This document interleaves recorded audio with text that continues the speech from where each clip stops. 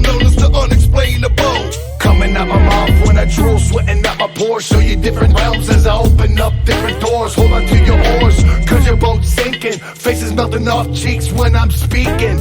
I'm still known for blood sipping. Don't matter type A or B, I ain't tripping. I got a thirst like a curse in control, till I'm carving off body parts of the heart from where it flows. One drop will consume you, two forever doom you. Standing over the body as we drink of the voodoo. Living with the demons and ghouls make me accustomed to eat whatever goes in the body after I cut them. They underneath the mortuary, pumping this shit, hot poison. They build the pyramids while pumping this shit, hot poison. Way up on the mountaintop, they pumping this shit, hot poison. When it comes to wicked, bitch, you know we the shit, cause this is Lou. Little can be foretold of the future, Dark fucking moon, as is known with surety of its past. we possess any room, leave it freezing cold. First you'll get a bloody nose and your head will implode. We will stretch you, break your spine in 5 places, with tattooed bracelets and masks on painted faces. Orderly the minute, your orders has been submitted on the minds of the serpents of the serpent who ain't repented. You suffer the 7 sign, the plagues of undead, with the pentagram as a reminder printed on your head. For too long have I watched the degradation of women going on in the name of God.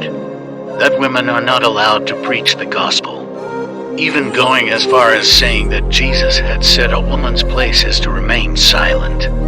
No, I say, that is not true. The Pharisee priests had said that when they tried to set Jesus up with Mary of Magdalene by using a woman who sold herself to the pleasures of men to be associated with him so that they could accuse him of adulterous acts.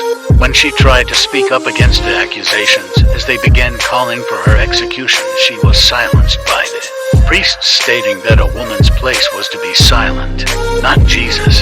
These same priests also demanded that when Jesus stopped on the edge of town to see a beggar who was a leper, he healed the leper, but because he had come into contact with the disease, they told him he was not welcome to stay in the city that night, and he had to sleep on the outskirts with the other lepers.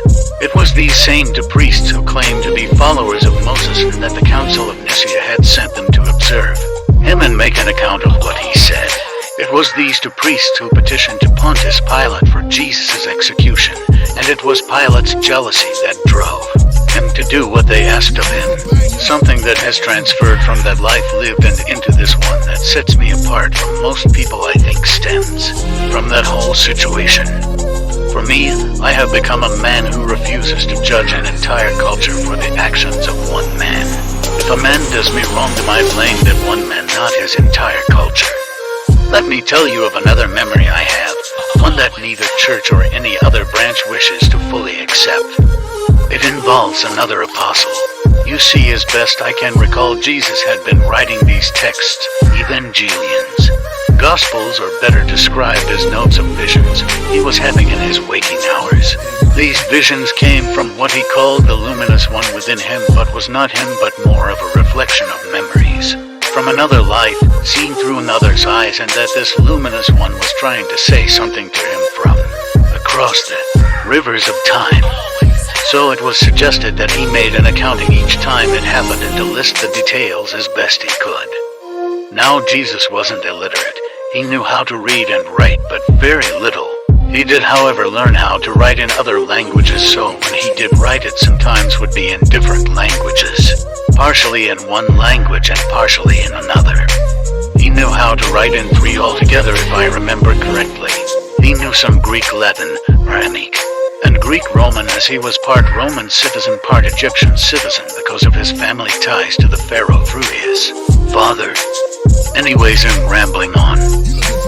The 13th Apostle. As I was sitting here going through the videos on YouTube, I passed by a video titled The Gospel of Mary. The pain of his life gripped my mind, and I saw 4 of the apostles sitting in a small room talking in a whisper.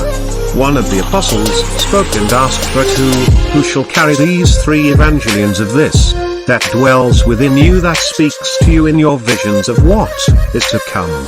Another man spoke with his head hung low. It was hard to tell the difference between them, for they all had similar features: long beards, long hair, but it was their physical features that separated them. One called Jamil said with his head hung low, "We cannot take these works to them. We are all being closely watched." Shaw said, "The new apostle shall take them and deliver them to the 7 scribes that are waiting." The 4 apostles looked at him in surprise as they all spoke at once, saying, "Who?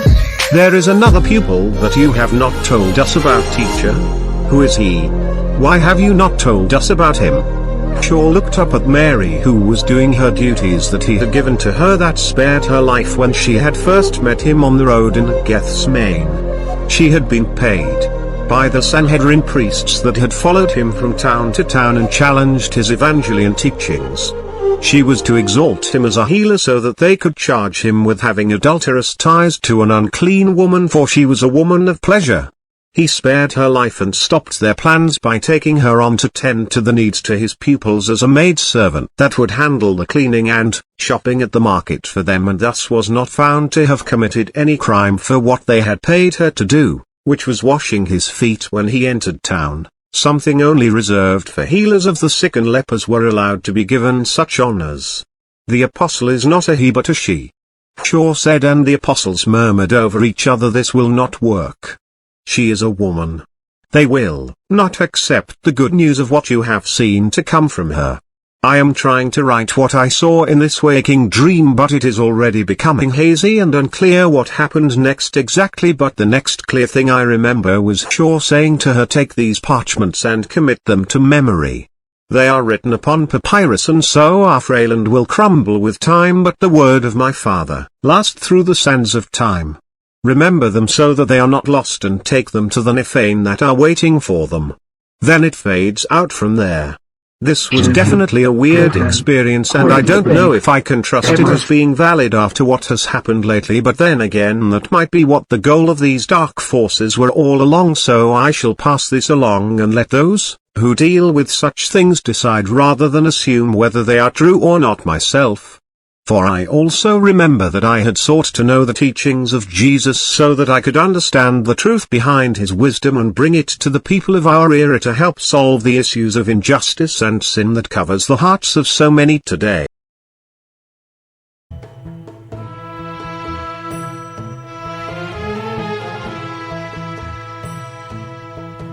Oh, I come from a land, from a faraway place, where the caravan camels roam, where it's flat and immense and the heat is intense. It's barbaric, but hey, it's home.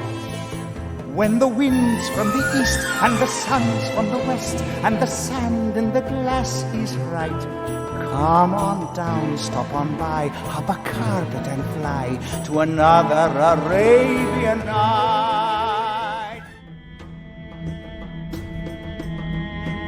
Ah, I see the fabled warrior, pure of heart, is out there in the crowd today.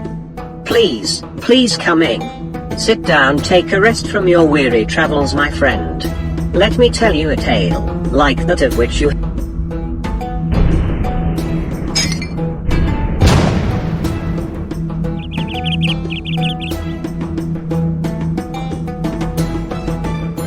Ah, the art of storytelling is such a long-forgotten skill, and there are no better a skilled storyteller than I, Arkadashim, but I guarantee all my name is Halil Ben Shaka. Come closer to the fire and let me tell you a tale most rare. It is the tale of the Scorpion King and lost city in the sands of time deep in the Persian desert. It is a tale of long-forgotten promises and mystery, of treacherous priests and forgotten pharaohs.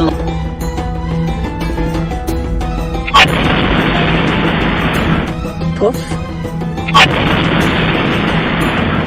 And gone with the winds. Here, my young warrior, you shall find all that you are looking for and more, for I will be your imagination's guide, and by the end you shall realize that you have never had a friend like me, Akedashim. Sham, Shamash, Zan, Saladin.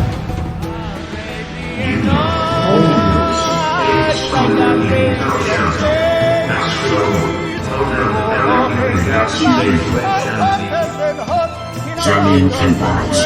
Ends up from next to A